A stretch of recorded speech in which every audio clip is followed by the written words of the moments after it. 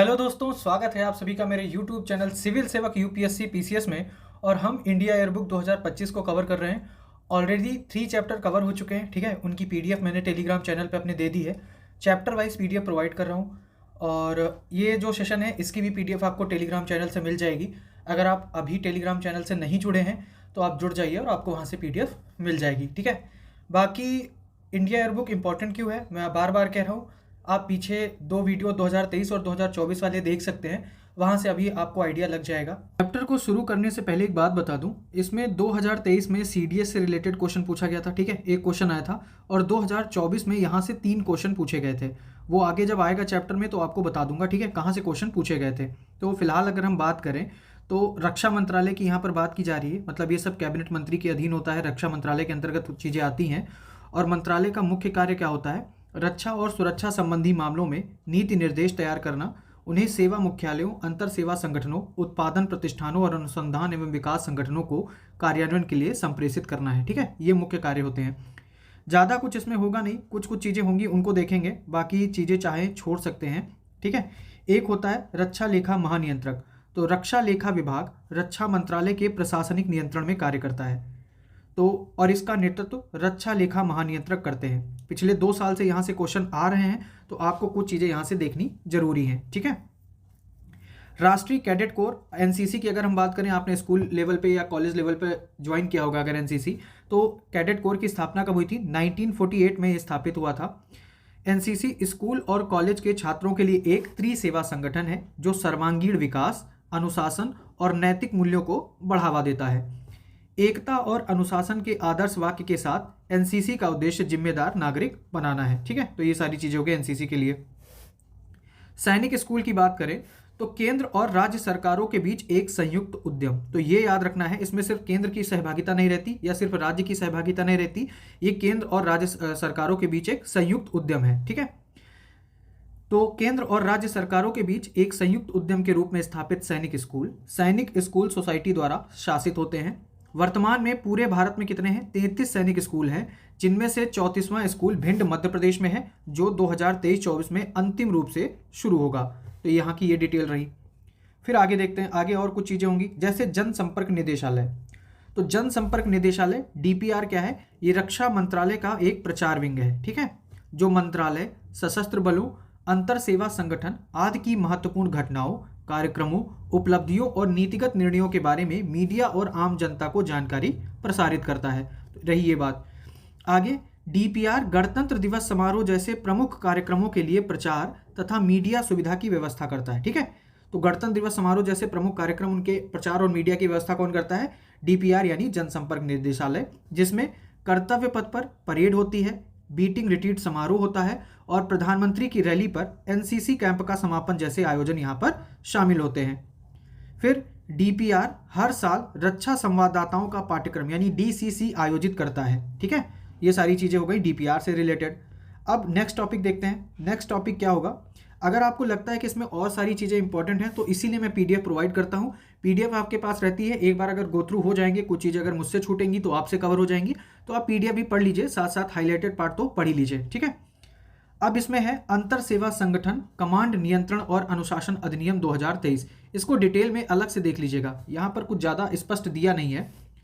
अंतर सेवा संगठन कमांड नियंत्रण और अनुशासन अधिनियम 2023 में अधिनियमित किया गया था, ठीक है। या तो इसको मैं जो भी इसकी डिटेल होंगी मैं अपने टेलीग्राम चैनल पे इसके बारे में थोड़ी एक्स्ट्रा एडिशनल इन्फॉर्मेशन देख लेंगे, ठीक है। इस अधिनियम का उद्देश्य था अंतर सेवा संगठनों के कमांडर इन चीफ और ऑफिसर इन कमांड को ऐसे संगठनों में सेवारत या उनसे जुड़े कर्मियों के संबंध में सभी अनुशासनात्मक और प्रशासनिक शक्तियों से सशक्त बनाना है।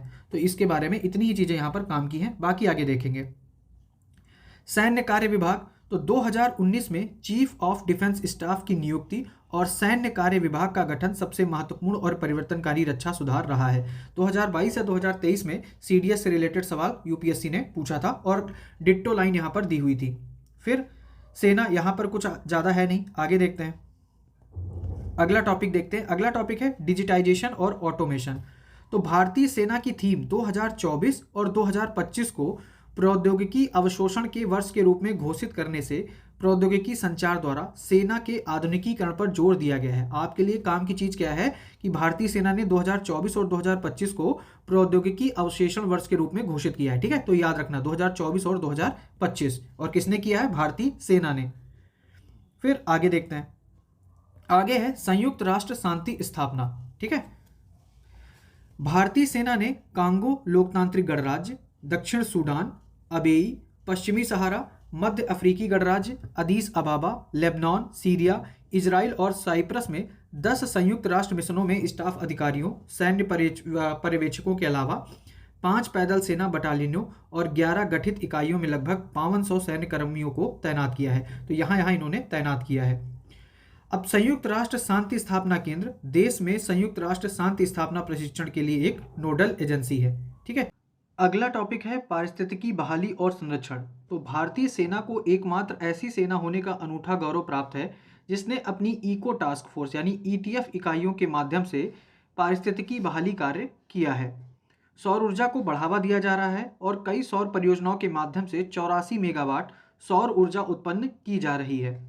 अतुल्य गंगा पहल गंगा नदी की पारिस्थितिकी अखंडता को बहाल करने और सुरक्षित करने के लिए दिग्गजों द्वारा की गई एक पहल है। तो ये याद रखना अतुल्य गंगा पहल है क्या, सॉरी। ऑपरेशन सद्भावना, यहाँ से यूपीएससी ने 2024 में क्वेश्चन डायरेक्टली पूछा था। लाइन अगर आपने देखा होगा पीवाईक्यू तो आपको आइडिया होगा। ठीक है, ऑपरेशन सद्भावना भारतीय सेना ने किसने शुरू किया? भारतीय सेना ने ऑपरेशन सद्भावना के तहत बड़ी संख्या में सैन्य नागरिक कार्रवाई परियोजनाओं को शुरू करना जारी रखा है। अब इन परियोजनाओं में क्या है? तो राष्ट्रीय एकीकरण यात्रा है, स्वास्थ्य सेवा, मानव संसाधन विकास, महिला सशक्तिकरण, पर्यावरण संरक्षण, शिक्षा और खेल में गतिविधियों की एक विस्तृत श्रृंखला शामिल है। ऑपरेशन सद्भावना जैसी परियोजनाएं जम्मू और कश्मीर तथा लद्दाख के केंद्र शासित प्रदेशों और उत्तर पूर्वी राज्यों में स्थानीय आबादी की बुनियादी जरूरतों को पूरा करने के लिए शुरू की जा रही हैं, जो कि ज़्यादातर ग्रामीण और दूर दराज के इलाकों में है। तो 2024 में पूछ चुका है, तो यहाँ से आने की उम्मीद थोड़ा कम है। आगे है वायुसेना, ये इंपॉर्टेंट टॉपिक है, इसके लिए आप एडिशनल इन्फॉर्मेशन गूगल या जहाँ से भी आपको करना हो कर लीजिएगा। ठीक है, यहाँ से हो सकता है क्वेश्चन बन जाए। तो भारतीय वायुसेना ने एयरबस डिफेंस एंड स्पेस से C295 MW विमान के लिए अनुबंध किया है। ये कहाँ की है? एयरबस डिफेंस, ये स्पेन की कंपनी है। ठीक है, और पहला घरेलू रूप से निर्मित C295 2026 में डिलीवर होने की संभावना है।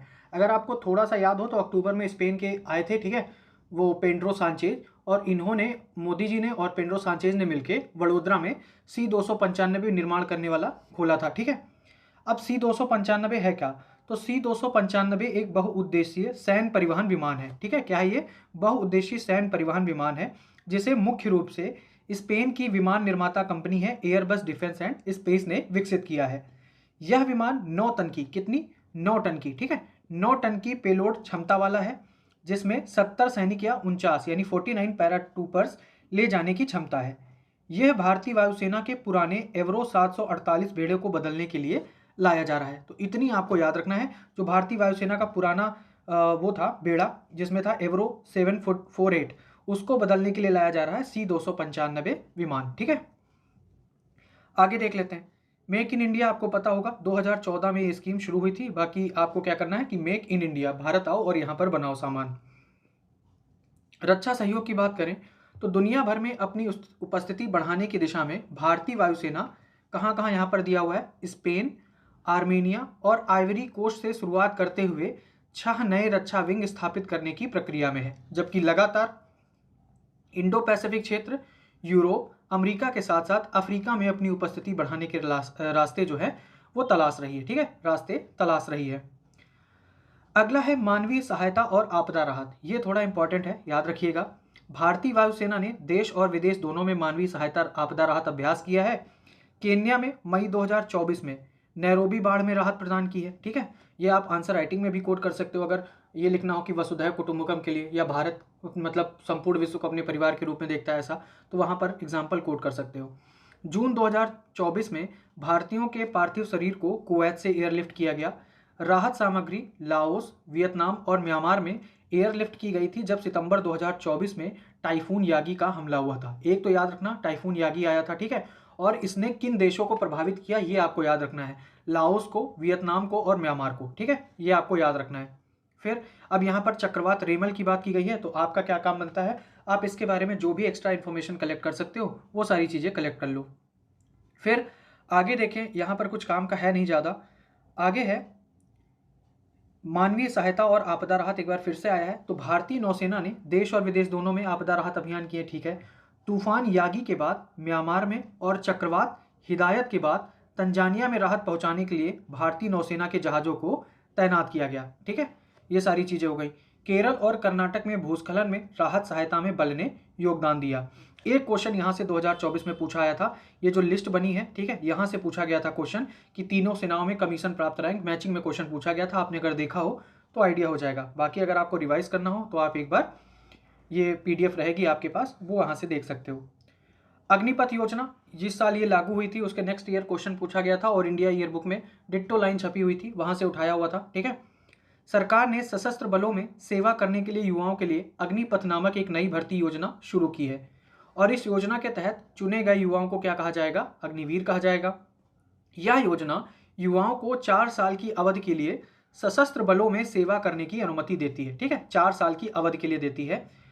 अग्निवीरों को तीनों सेनाओं में लागू जोखिम, ठीक है, तीनों सेनाओं की बात की जा रही है, तीनों सेनाओं में लागू जोखिम और कठिनाई भत्ते के साथ एक आकर्षक अनुकूलित मासिक पैकेज दिया जाएगा और 4 साल पूरा होने के बाद उन्हें एक मुफ्त सेवा निधि पैकेज का भुगतान किया जाएगा, जो लगभग शायद सुनने में आई थी 11 लाख, है ना, जिसमें उनके योगदान सहित उस पर अर्जित ब्याज और सरकार से उनके योगदान की संचित राशि के बराबर ब्याज सहित योगदान शामिल होगा। तो कुल मिला के वो जो सेवा निधि दी जाएगी उसमें ब्याज भी इंक्लूड होगा, ठीक है, ये आपको याद रखना है। फिर भारतीय सेना में भर्ती कैसे होती है, ये सारी चीज़ें दी हैं, ये हमारे काम की तो है नहीं। आगे हमारे काम क्या है, ये है प्रादेशिक सेना, ये भी देख लीजिएगा। तो प्रादेशिक सेना टेरिटोरियल आर्मी, ठीक है, TA की स्थापना स्वतंत्र भारत के पहले गवर्नर जनरल किसने की थी, C राजगोपालाचारी ने की थी। और कब की थी, 1949 में। किसने की है, C राजगोपालाचारी ने, और ये 1949 में प्रादेशिक सेना की स्थापना हुई थी। यह एक स्वैच्छिक, ठीक है, और अंशकालिक नागरिक सेना है जिसमें ऐसे लोग शामिल हैं जो पेशेवर सैनिक नहीं है। ऐसे याद रखिएगा, ये शब्दों पर ध्यान दीजिएगा, बल्कि देश की रक्षा के लिए अपना योगदान देने के लिए इच्छुक नागरिक हैं। कुल मिला के एक स्वयंसेवक, ठीक है, पेशेवर सैनिक नहीं है, लेकिन अगर जरूरत पड़ती है तो वो उठा लेंगे बंदूक, ऐसे टाइप के। प्रादेशिक सेना की भूमिका नियमित सेना को उनके स्थैतिक कर्तव्यों से मुक्त करना और प्राकृतिक आपदाओं से निपटने और ऐसी स्थितियों में आवश्यक सेवाओं के रखरखाव में नागरिक शक्ति की सहायता करना है जहां समुदाय का जीवन प्रभावित होता है या देश की सुरक्षा को खतरा होता है। बाकी अगर आगे देखें, अगला टॉपिक है रक्षा अनुसंधान एवं विकास संगठन यानी DRDO। तो DRDO की स्थापना कब हुई थी, 1958 में DRDO की स्थापना हुई थी और ये किस मिनिस्ट्री के अंतर्गत आता है, रक्षा मंत्रालय के अंतर्गत ही आता है DRDO, ठीक है। तो DRDO रक्षा मंत्रालय का अनुसंधान एवं विकास विंग है जिसकी स्थापना 1958 में हुई थी। इसका मिशन अत्याधुनिक रक्षा तकनीक विकसित करना और लड़ाकू विमान, टैंक, पनडुब्बी, मिसाइल प्रणाली सहित सामरिक और सामरिक हथियार प्रणालियों, प्लेटफॉर्मों और उपकरणों की महत्वपूर्ण रक्षा प्रणालियों में आत्मनिर्भरता हासिल करना है। प्रमुख नवाचारों में क्या है, BrahMos supersonic light combat aircraft तेजस।